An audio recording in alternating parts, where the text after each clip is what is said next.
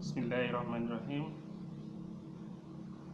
Innal hamdalillah nahmaduhu wa nasta'inuhu wa nastaghfiruh wa na'udzu billahi min syururi anfusina wa min sayyiati a'malina may yahdihillahu fala mudilla lahu wa may yudlilhu fala hadiya lahu. Asyhadu an la ilaha illallah wahdahu la syarika lahu wa asyhadu anna Muhammadan abduhu wa rasuluh. Allahumma shalli wa sallim ala nabiyyina Muhammad wa ala alihi wa ashabihi wa man tabi'ahum bi ihsan ila yaumiddin. Amma ba'du. Rabbi shrah li sadri wa yassir li amri wahlul 'uqdatam min lisani yafqahu qawli. Malam ini kita akan kembali membahas tentang agama Islam dengan judul penciptaan alam semesta. Tidak bisa kita pungkiri bahwasanya alam semesta ini telah diciptakan oleh Allah Subhanahu wa Ta'ala, dan bahkan para ilmuwan barat masa kini dan ilmuwan muslim telah membuktikan bahwasanya alam semesta ini benar-benar tercipta dan tidak muncul begitu saja atau tanpa ada yang menciptakan. Telah disebutkan dalam Al-Quran surat Ali Imran ayat 190, inna fi khalqis samawati wal ard wa ikhtilafil laili wan nahari la ayatil liulil albab.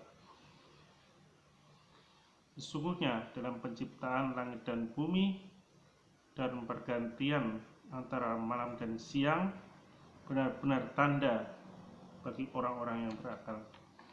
Jadi tentu benar bahwa para ilmuwan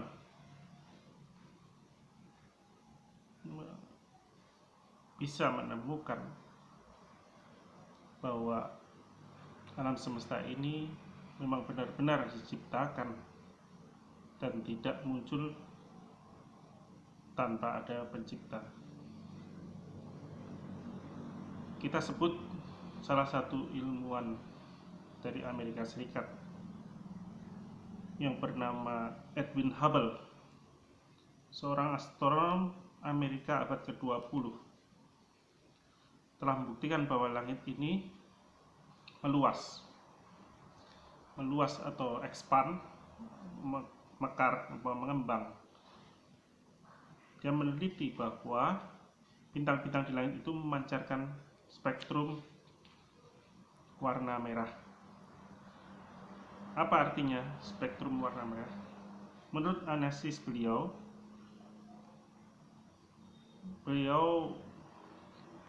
menyimpulkan bahwasanya spektrum warna merah itu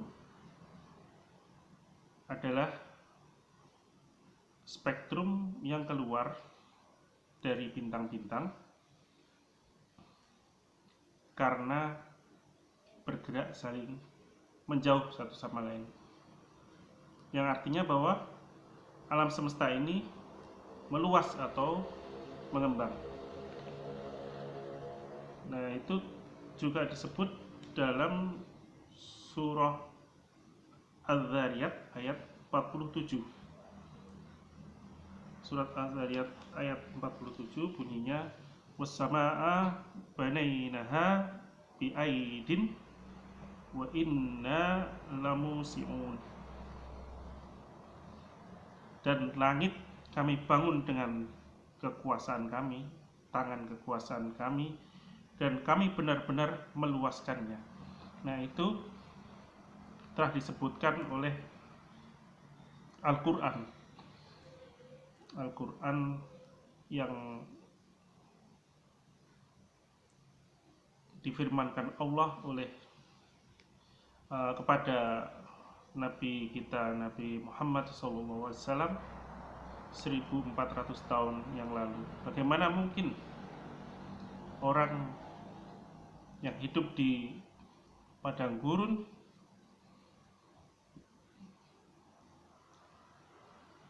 dan pada lingkungan yang buta aksara, tidak bisa baca, tapi dia bisa mengetahui bahwa langit ini meluas. Ini sangat tidak mungkin kalau itu bukan firman Allah. Nah, dari kesimpulan mengembangnya alam semesta ini, kemudian dapat ditarik kesimpulan kedua, bahwasanya alam semesta ini berasal dari satu yang padu. Dulu alam semesta ini adalah satu.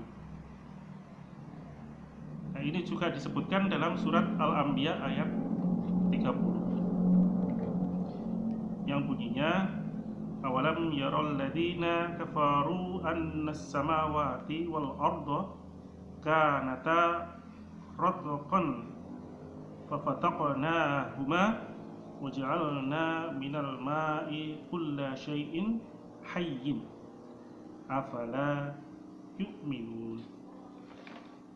Ya, artinya, dan tidak tahukah atau tidak melihatkah mereka itu, orang-orang kafir itu, bahwasanya langit dan bumi dahulu keduanya adalah satu yang padu, atau alam semesta ini adalah satu yang padu. Kemudian kami memisahkan keduanya dan kami jadikan segala sesuatu yang hidup berasal dari air. Maka mengapa mereka tetap saja tidak mau beriman? Nah, ini penting sekali. Dari mana Rasulullah SAW mengetahui bahwasanya alam semesta ini dari satu yang padu, kemudian mengembang sampai menjadi alam semesta seperti sekarang ini? Tidak mungkin kalau itu bukan dari penciptanya sendiri, Allah Subhanahu wa Ta'ala. Penelitian Edwin Hubble ini terus dilanjutkan oleh para ilmuwan-ilmuwan lain. Bagaimana dari satu yang padu ini bisa bergerak mengembang? Tidak lain pasti ada tenaga pendorong yang menyebabkan alam semesta ini meluas. Nah, ini juga seorang ahli fisika Rusia bernama Alexander Friedman melakukan penghitungan bahwa alam semesta ini bukanlah benda yang strukturnya statis, jadi bukan diam, dia bergerak mengembang. Dan itu dia membuat perhitungan awal. Kemudian oleh Jos Lemaitre, seorang ilmuwan astronomi Belgia, dia menemukan kesimpulan bahwa alam semesta ini pada mulanya bervolume 0. Bervolume 0 itu artinya alam semesta ini pada awalnya tidak ada atau tidak terbentuk. Kemudian muncul suatu energi yang sangat dahsyat, yang benar-benar besar sekali, maha dahsyat. Energi sejenis dengan energi nuklir, sehingga dengan ledakan energi itu terbentuklah materi. Dari nol timbul energi yang besar, meledak dan menghasilkan materi-materi. Dan kedahsyatan energi ini mampu membentuk materi-materi yang ada di seluruh alam semesta yang besarnya sedemikian besar, bahkan tidak bisa kita bayangkan besarnya seperti apa. Dan teori ini merujuk dari teori Einstein yang rumusnya adalah EMC kuadrat. E sama dengan M kali C kuadrat, yaitu materi terbentuk dari energi, baik itu dari energi fusi, berarti dari energi kemudian terbentuk materi, atau energi fisi, yaitu dari materi terbentuk energi. Jadi itu betapa dahsyatnya energi, hanya satu titik energi tapi bisa membentuk materi sebesar alam semesta ini. Mana mungkin alam semesta ini bisa terbentuk. Lalu asal dari energi itu dari mana? Tidak mungkin kalau tidak ada asal muasalnya. Mereka menyebut teori ini adalah teori Big Bang atau teori ledakan besar. Dan mereka mengakui bahwa ledakan besar itu pasti ada asal muasalnya. Dan itu tidak bisa dilacak tanpa pemahaman spiritual, yaitu dengan memahami bahwa keberadaan yang menyebabkan energi yang maha dahsyat itu ada. Dan fakta sains ini tidak bisa dibantah. Maka Allah berfirman dalam surat Al-Baqarah ayat 117, Badi'us samawati wal arda wa idza qada amran fa innama yaqulu lahu kun fayakun. Allah Maha Pencipta. Dia menciptakan dari permulaan langit dan bumi. Maka ketika dia hendak menetapkan sesuatu, dia hanya berkata, jadilah. Maka suatu itu terjadi. Jadi pasti ada penyebabnya. Alam semesta ini terbentuk dan prosesnya pasti ada yang memulai. Badi'u itu artinya memulai. Allah itu memulai proses penciptaan ini dari awal sampai terjadinya akhir dari alam semesta ini. Kemudian ilmuwan yang bernama George Gamow, seorang ahli astrofisika, menyatakan bahwa penciptaan ini mesti memiliki jejak energi. Ya. Jadi kalau Anda tahu petasan meledak, gitu, pasti ada bekas ledakannya. Nah, ini ledakan ini, bekas ledakan ini ada sisa-sisa energi yang dikatakan bahwa jejak energi itu di alam semesta mereka menyebutnya radiasi latar kosmis, ya. Jadi radiasi latar kosmis itu ada energi-energi yang tersisa di kosmis atau di langit, itu bekas dari ledakan Big Bang yang pertama kali itu. Dan ini ditemukan oleh dua orang pengamat atau peneliti bernama Arno Penzias dan Robert Wilson.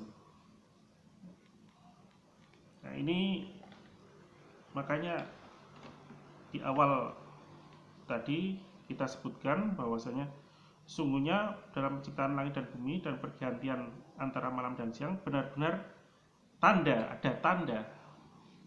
Tandanya itu tadi, energi latar kosmis bagi orang-orang yang berakal. Makanya ilmuwan bisa menemukan itu semua. Jadi yang harus kita renungkan bahwasanya 1400 tahun yang lalu Allah berfirman, Allah mewahyukan firman-Nya kepada Rasulullah SAW, Nabi kita, Nabi Muhammad SAW, di tengah padang gurun yang jauh dari peradaban, yang lingkungannya buta huruf, tidak bisa membaca, tapi kenapa yang dia katakan, yang termaktub dalam Al-Quran itu bisa tepat 100%. Bahkan para ilmuwan baru bisa menemukan di akhir-akhir abad ke-20 ini. Ini kan suatu mukjizat yang besar yang kita harus benar-benar renungkan. Ini adalah dasar dari keyakinan bahwa Al-Quran ini adalah benar.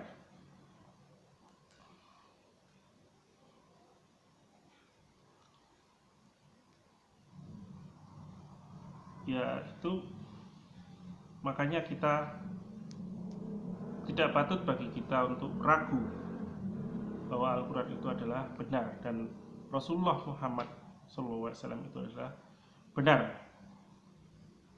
Tapi kembali lagi bahwa pilihan hidup itu ada di tangan kita masing-masing. Jadi kita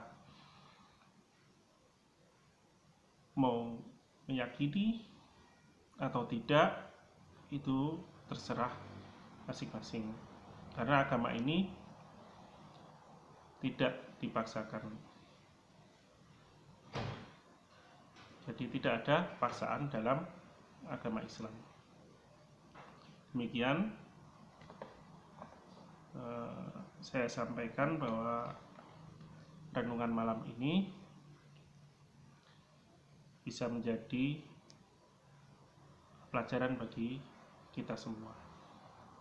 Billahi taufiq wal hidayah. Wassalamualaikum warahmatullahi wabarakatuh.